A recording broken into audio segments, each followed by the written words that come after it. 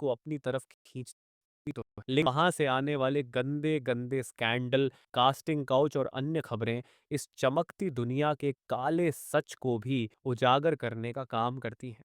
फिल्मों में करियर तो हर कोई बनाना चाहता है, लेकिन वहां के काले सच को देखकर हर कोई खुद ब खुद रुक जाता है। इस वीडियो की शुरुआत हम बॉलीवुड की काली दुनिया के मैन ऑफ द मैच रह चुके महेश भट्ट से करेंगे। महेश भट्ट के बारे में जितनी बातें की जाए उतनी कम पड़ जाती है। जब जब ठरकी इंसानों की बात की जाएगी तो उनमें महेश भट्ट का नाम सबसे पहले लिया जाएगा। महेश भट्ट ने ठरकी होने के वो सारे रिकॉर्ड तोड़ डाले जिन्हें तोड़ना अब किसी और के बस की बात नहीं। महेश भट्ट ने कदम कदम पर यह साबित किया कि उसके जैसा ठरकी इंसान न तो उससे पहले कभी पैदा हुआ और न अब कभी पैदा होगा। इस वीडियो को लास्ट तक जरूर देखना। आज की इस वीडियो में हम महेश भट्ट की ऐसी ऐसी काली करतूतों के बारे में बात करेंगे जिसे सुनकर आपके होश उड़ जाएंगे। आज आप ये भी जानोगे कि क्यों महेश भट्ट को फिल्म इंडस्ट्री का सबसे बड़ा ठरकी और नेपोटिज्म का बाप कहा जाता है। आज हम महेश भट्ट की वह सभी करतूत आपके सामने रखेंगे जिनसे आप अभी तक अनजान थे। सबसे पहले जानते हैं कि इस कहानी की शुरुआत कहां से होती है।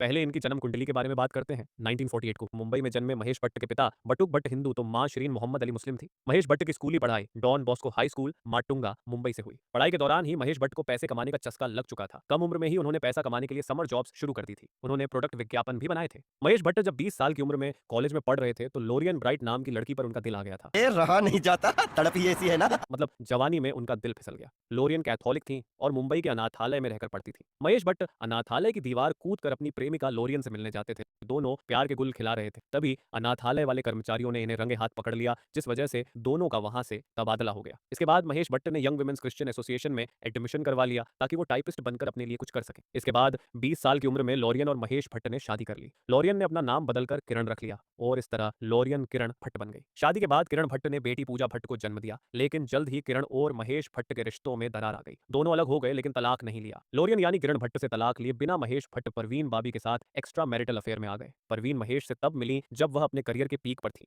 दोनों लिव इन में साथ रहने लगे, लेकिन इस प्यार भरी कहानी का अंत बेहद दर्दनाक हुआ। मीडिया रिपोर्ट्स के मुताबिक परवीन मानसिक रूप से बीमार थी। वे पैरानॉइड सिजोफ्रेनिया नाम की गंभीर बीमारी की चपेट में आ गई थी और उस बीमारी का इलाज भी संभव नहीं था। महेश भट्ट ने अमेरिका तक में उनका इलाज करवाया, लेकिन वो ठीक नहीं हुई। इससे परेशान होकर महेश भट्ट ने परवीन को छोड़ दिया और पहली पत्नी किरण के पास वापस लौट आए। इस दौरान उनके बेटे राहुल भट्ट का जन्म हुआ। इसके बाद महेश भट्ट पर परवीन के स्टारडम का फायदा उठाने और उन्हें इस्तेमाल करने का आरोप तक लगा। हालांकि महेश भट्ट को इन बातों से कोई फर्क नहीं पड़ा, क्योंकि उसे फिल्मों में अपना करियर बनाना था। वहीं महेश भट्ट को फिल्में देखने का बड़ा शौक था, इसलिए महेश ने फिल्मों में ही कैरियर बनाने का फैसला किया। स्कूल की पढ़ाई खत्म होते ही महेश भट्ट ने बॉलीवुड में असिस्टेंट डायरेक्टर के रूप में कैरियर की शुरुआत की। महेश भट्ट को यह सीखना था कि फिल्में कैसे बनाई जाती हैं, क्योंकि महेश भट्ट को भी एक बड़ा डायरेक्टर बनना था। डायरेक्शन लगभग सीख जाने के बाद महेश भट्ट ने 26 साल की उम्र में अपने करियर की पहली फिल्म बनाई, जिसका नाम था मंजिलें और भी हैं। यह फिल्म 1974 में रिलीज हुई थी, मगर यह फिल्म बुरी तरह फ्लॉप हो गई। फिल्म तो फ्लॉप रही, लेकिन महेश भट्ट की खोपड़ी में यह बात फिट हो गई कि फिल्मों का डायरेक्शन कैसे होता है। इसके बाद महेश भट्ट ने अगली फिल्म लहू के दो रंग बनाई, जिसमें विनोद खन्ना और शबाना आजमी मुख्य भूमिका में दिखाई दिए थे। महेश भट्ट की पहली हिट फिल्म थी। इसी दौरान महेश भट्ट ने फिल्म अर्थ लिखनी शुरू की थी, जो उनकी जिंदगी की सच्चाई थी।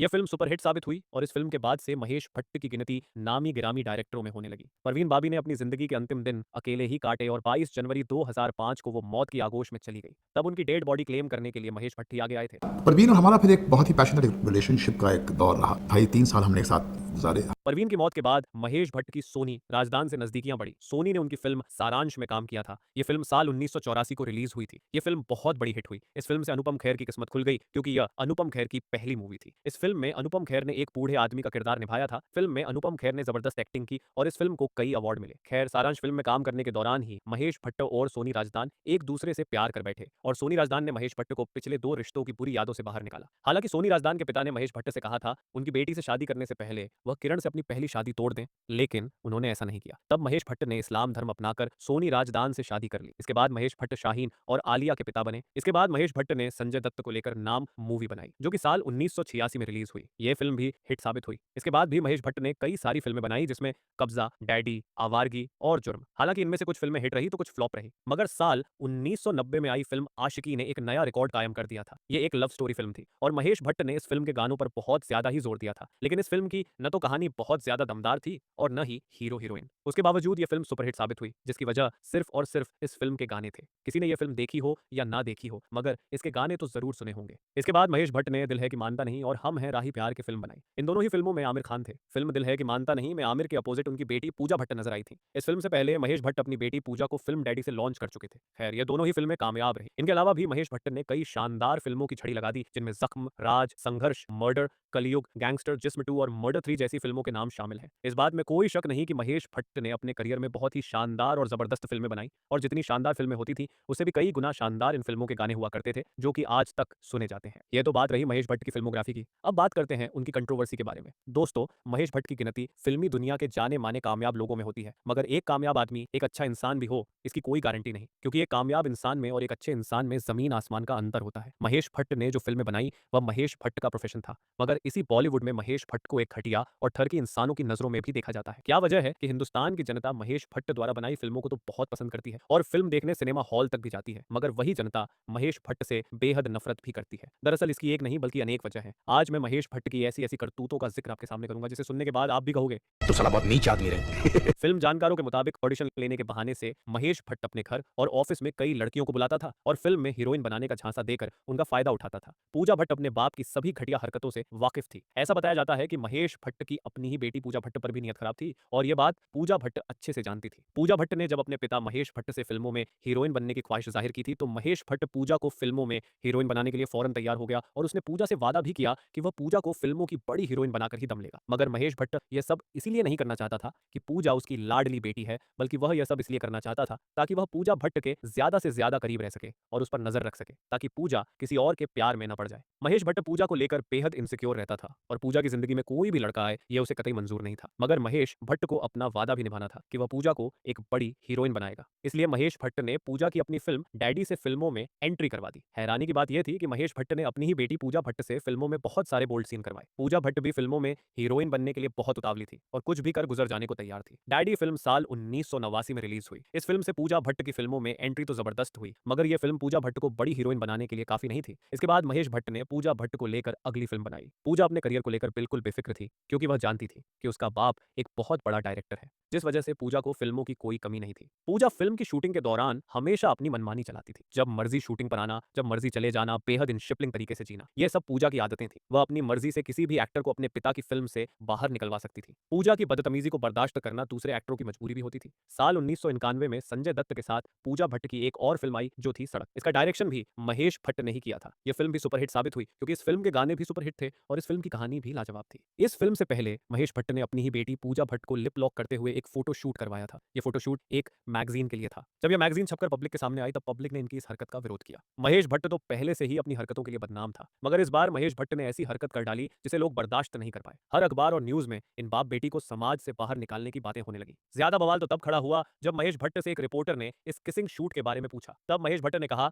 कि अगर वह मेरी बेटी ना होती तो मैं उससे शादी भी कर लेता। महेश भट्ट के इस जवाब पर पब्लिक और भड़क गई और महेश भट्ट पर एक घटिया इंसान और घटिया बाप होने का ठप्पा लगा दिया। हैरानी की बात यह थी कि पब्लिक से इतनी गालियां खाने के बाद भी इन बाप बेटी को रत्ती भर भी फर्क नहीं पड़ा। इसके अलावा महेश भट्ट का नाम कई सारी नई एक्ट्रेस के साथ जुड़ा, जिनमें जिया खान, रिया चक्रवर्ती और भी कई सारे नाम शामिल हैं। बेशक महेश भट्ट ने बॉलीवुड को कई शानदार फिल्में दी, मगर यह बात भी सच है कि बॉलीवुड में सबसे ज्यादा गंद भी महेश भट्ट ने ही मचाया था। महेश भट्ट हर उस एक्ट्रेस का गलत फायदा उठाता था जो फिल्मों में काम करने की ख्वाहिश लेकर मुंबई आया करती थी। महेश भट्ट हर उस बंदे को बर्बाद कर देता था जो उसके रिलेशन के बीच में आता था। सुशांत सिंह राजपूत को बर्बाद करने में भी महेश भट्ट का बहुत बड़ा हाथ था, जिसका कारण रिया चक्रवर्ती थी। दरअसल रिया चक्रवर्ती डबल गेम खेल रही थी। वो एक तरफ सुशांत के साथ कई सालों से रिलेशन में थी और दूसरी तरफ वो महेश भट्ट के साथ भी रिलेशन में थी, और यही बात महेश भट्ट को हजम नहीं हुई। महेश भट्ट को लगने लगा था कि सुशांत रिया और उसके बीच में आ रहा है, जबकि इसमें सुशांत सिंह राजपूत की दूर दूर तक कोई गलती नहीं थी। सुशांत रिया के साथ काफी सीरियस था और शादी भी करना चाहता था,